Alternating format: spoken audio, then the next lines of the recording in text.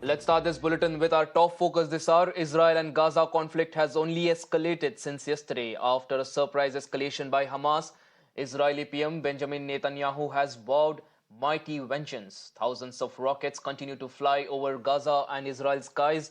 Horrific visuals have dominated screens since yesterday, with high-rise buildings being reduced to rubble. People are also stranded, with terrorists and forces surveilling the streets. More than 300 people have been killed in Israel, while nearly 230 have been killed in Gaza. The Israeli forces have announced control on most of the Hamas-infiltrated regions. However, firing still continues as rockets and sirens wail across the skies. Israel further claims that young girls were raped during Hamas's attack, and as casualties mount, Israel has also lost the 42-year-old military unit commander in the attack. And also, as Israel pushes back Hamas forces on the ground through Operation Iron Swords, it is also trying to choke Gaza in alternative ways. Israel has announced to immediately stop supply of electricity, fuel and goods to the Gaza Strip. The Israeli army has further asked residents of several areas of the Gaza Strip to flee their homes in preparation for revenge attacks against Hamas. However, several Hamas terrorists were also seen in Israel holding Israeli civilians and soldiers hostage as tensions continue to flare up. אזרחי ישראל היקרים, כוחות חמאס פלשו הבוקר לשטח ישראל בבוקרו של יום חג, שבת, ורצחו אזרחים תמימים, ילדים וקשישים. החמאס פתח במלחמה אכזרית ומרושעת. אנחנו ננצח במלחמה הזאת, אבל המחיר כבד מנשוא. זהו יום קשה ביותר לכולנו. חמאס רוצה לרצוח את כולנו. זה אויב שרוצח ילדים ואימהות בבתים שלהם, במיטות שלהם. אויב שחוטף קשישים, ילדים, נערות. רוצחים שטובחים ושוחטים באזרחינו, בילדינו, שבסך הכל יצאו לבלות בחג. מה שקרה היום לא נראה בישראל, ואני אדאג שזה לא יקרה יותר. הממשלה כולה מתייצבת מאחורי ההחלטה הזאת. היום ראינו את פני הרוע. החמאס פתח בהתקפה חסרת הבחנה, ברוטלית ונפשעת, כנגד אזרחי מדינת ישראל. הוא לא הבחין בין נשים וילדים, בין זקנים לבין מבוגרים, ופגע בכולם. הוא יבין מהר מאוד שהוא עשה טעות, וטעות חמורה. הוא ישלם את המחיר. לפני 15 שנים, כמפקד פיקוד הדרום, הייתי קרוב לשבירת מפרקתו של החמאס. אז עצר אותי הדרג המדיני, כאשר הייתי אלוף פיקוד דרום. התופעה הזאת לא תשנה. אנחנו נשנה את פני המציאות ברצועת עזה 50 שנה קדימה. מה שהיה הוא לא מה שיהיה. אנחנו נפעל במלוא העוצמה. אני מבקש מאזרחי ישראל להתאזר בסבלנות, לגבות את צה"ל ואת כוחות הביטחון. Дорогі українці, українки, сьогодні від ранку на постійному зв'язку з нашими дипломатами, з розвідкою через терористичний напад на Ізраїль та загрозу нашим громадянам, які перебувають в Ізраїлі.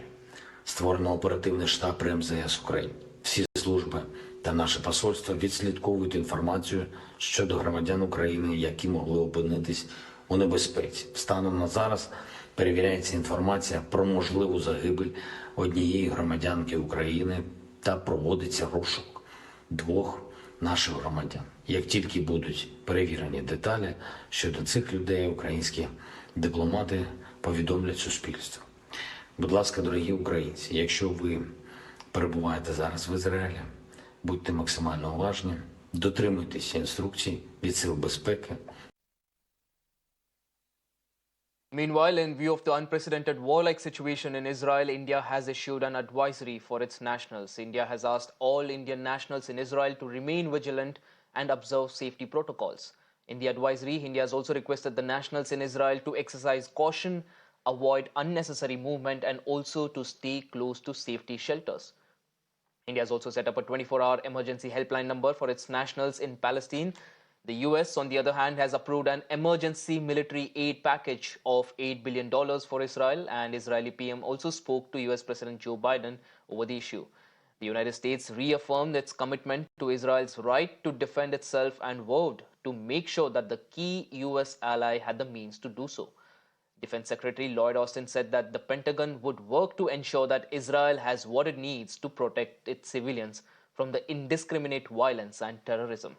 Major airlines have also cancelled dozens of flights to Tel Aviv in Israel, and the UNSC has also called a closed-door meeting on the situation in the Middle East.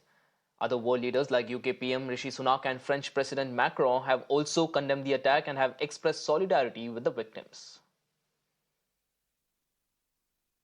I'm Aditya from Tamil Nadu, India. So I'm doing my PhD in Ben Gurion University, Israel, and currently I'm in my third year. So I was here in Israel for so far 3 years. Actually, the sudden one we didn't expect right now because it's actually holiday in Israel. Usually Saturdays are Shabbat, but today is another holiday called Shana Torah. It's their religious holiday, so everything is closed completely. So we got the siren from starting from early morning around 5:30. So it's like around, I don't know, at least only in my city we got 2,000 rockets. So we have a bunker everywhere, like the shelter room.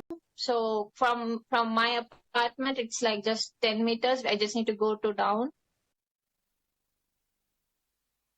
Our focus, of course, continues to be on the situation in Israel, and joining me on the broadcast to discuss more on this are Mr. Suresh Goel, who's a former ambassador, and Dr. Shubhda Chaudhary, who's the editor at Center for India-West Asia Dialogue. Thanks a lot, Mr. Goel and Dr. Chaudhary, for joining us. This, of course, is an escalating situation, and our focus continues to be on that. I'll start with Mr. Goel there. Mr. Goel, updates are not good. The visuals that we see are very, very tragic and distressing, and the attacks are only proliferating. Where do you see this conflict heading, and how will it impact India as of now? Okay, quite a few questions in that one small interjection. As far as how I see the conflict going forward, I think they would, from the way it has started, Hamas is clearly on the path to really demonstrate its own militancy and its own capacity to be able to use the weapons or violence when it actually is, they think is necessary. My own take is that this will continue for a day or two or more till Hamas's own supply of weapons begins to go down. I don't think they will get any new weapons or any new material from anywhere else in the immediate course, but they will need to really at least go through what they have at the moment. Israel is obviously a superior power to Hamas. So my expectation is that the violence actually should continue or go up for the next 1 or 2 days and then begin to come down again. Hamas can't sustain it. That is as far as the violence goes. India stand, I think it went a bit beyond than what I would have expected. It labeled the events or the Hamas attacks immediately as terrorist activity. There are countries in the Middle East, for example, Qatar, Saudi Arabia has not given it any label so far. The United Arab Emirates, I'm talking about our close friends there in the region, really.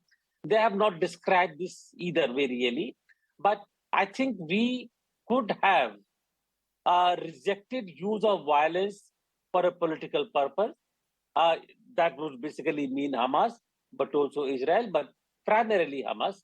To use violence for a political objective, we should condemn it. We should have condemned it because this is after loss of civilian life. But I think by labeling that immediately as a terrorist activity, we have gone a bit beyond that. Then I think my personal thought was necessary.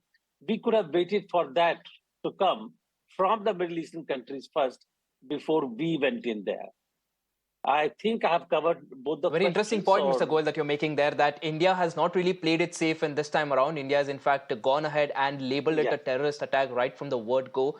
while countries in the Middle East are now, in a way playing it safe and not really calling it out in a particular manner. But also a very interesting point that you also made at that point in time is the fact that Hamas likely will not get any new weaponry. And on the other hand, we've already seen major powers announcing their support for Ukraine, I beg your pardon, for Israel. So is this again going to have global tremors like the Russia-Ukraine conflict did? Or is this again going to be concentrated around that particular region and it could fizzle out, like you're saying, in a day or two? Addressed to me. I think it should. My expectation is within a week, and these are expectations could go beyond that. But given the kind of intensity, given the kind of capacities on both the sides, my assessment is about a week or so. We should see this really continuing and then begin to fizzle out. Absolutely, Mr. Goel. I'll take that point across to Dr. Chaudhary is also joining us on the broadcast. Dr. Chaudhary, now Goel there, Mr. Goel, who's talking about how long this will continue to escalate, how long it will last. But regardless of whether it lasts a day or two or a week or a month, the fact of the matter is India has clearly learned a lesson from the Ukraine conflict, Ukraine situation, especially when it comes to evacuating its citizens. How do you see India's approach to evacuations this time around when it comes to this entire conflict that is now raging on and with clearly, very obviously now no real de-escalation in sight? Thank you so much, Ashish, first of all, for having a talk on this issue. And the second thing is that I have contextual understanding of the issue because I've been there. To West Bank, Gaza is an open prison. It has always been. It is quite difficult to assume that Mossad did not have an understanding of the attacks, which they suddenly describe as sudden from the far. There are three reasons why, in my understanding, this is happening. Though I would have an interjection that this is not a conflict. A conflict is something between two equal powers. This is an asymmetrical occupation of Israel, which has been carried on on the citizens of Palestine since 1948. The first is there were gas reserves which were found out in Gaza in June. That was a very huge monetary and GDP growth issue for Israel. The second is there's a talk of Saudi-Israel normalization going on. And the third is against Netanyahu himself, the citizens of Israel. They themselves are protesting because of the judicial reforms he is forcing into the country. Taking into account a diversion like what exactly is happening in Gaza is going to be very beneficial for geopolitics, though, as the former ambassador said, it does not have a lot of longevity because Hamas is not having a very huge supply of military weapons like, in Ukraine. The Western countries supported Ukraine.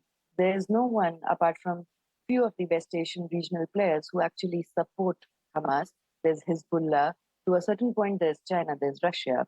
They do support Hamas because in 2006, Hamas won the legislative elections in Gaza democratically.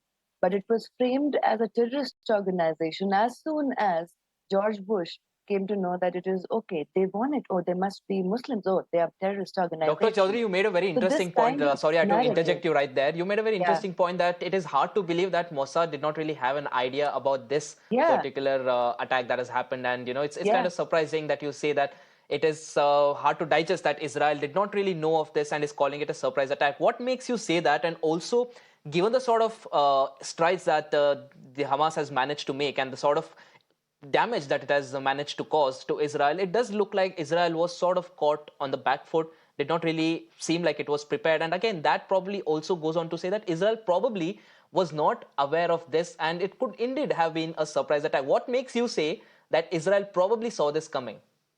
So the best intelligence agency in the world actually does not have an idea of any kind of attack when they have complete surveillance of any kind of terrorist attack happening in all over the countries otherwise. That is a bit difficult to chew on.